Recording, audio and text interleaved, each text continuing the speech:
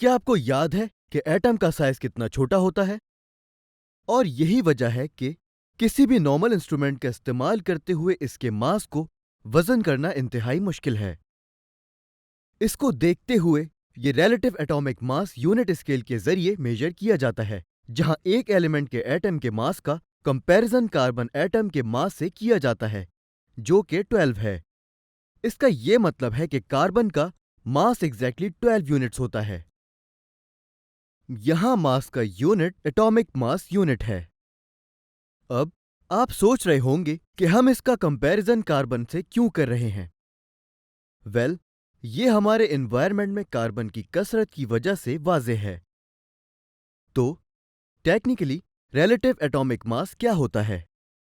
ये कार्बन 12 के मास के मुकाबले में किसी एक एलिमेंट के एटम का मास होता है। मैं कार्बन 12 कह रहा हूं क्योंकि 12 AMU कार्बन का रिलेटिव एटॉमिक मास है और AMU का मतलब है एटॉमिक मास यूनिट।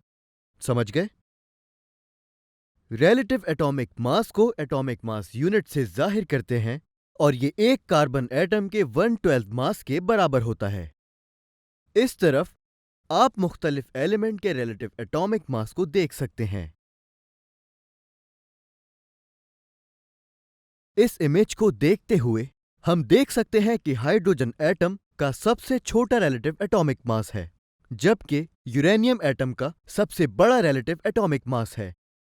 क्या आप ये ऑब्जर्व कर सकते हैं? इस बात को याद रखें कि अगर देखा जाए तो इन तमाम मासेस को कार्बन एटम के मास के मुकाबले में समझा जा रहा है। जैसा कि हमने अभी डिस्कशन की है कि रिलेटिव एटॉमिक मास का यूनिट एटॉमिक मास यूनिट है, लेकिन क्या आपने देखा कि ये तमाम relative atomic mass decimal values में है? राइट। मुझे यकीन है कि आप सोच रहे होंगे कि ऐसा क्यों है। वेल, इस थॉट को आप अपने जहन में रखें क्योंकि हम जल्द ही इसे एड्रेस करेंगे।